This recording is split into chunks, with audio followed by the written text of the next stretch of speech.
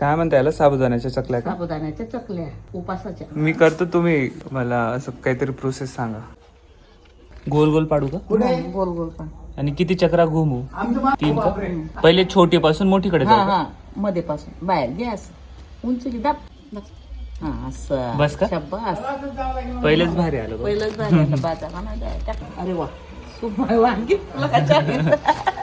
तुझ्या मम्मीपेक्षा तुला चालेल. मागच्या जन्मात मी बाईचंच आहे, ते चुकून मला पुरुषाचा जन्म भेटलेला आहे. बस आहे आणखी काय भारी करताय बघ.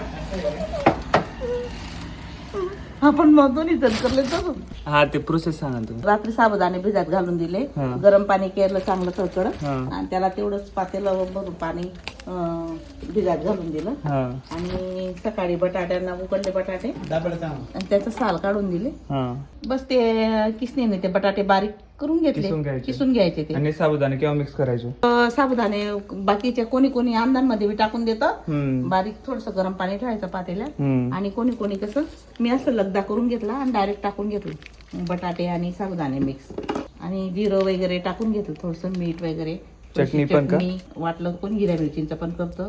आणि याचं हे किती बटाट्याला किती साबुदाणे असं काय? 1 किलो बटाटा 1 किलो साबुदाणे. कोणी ज्याची जशी आवड असते ना हम्म. तसं करतो.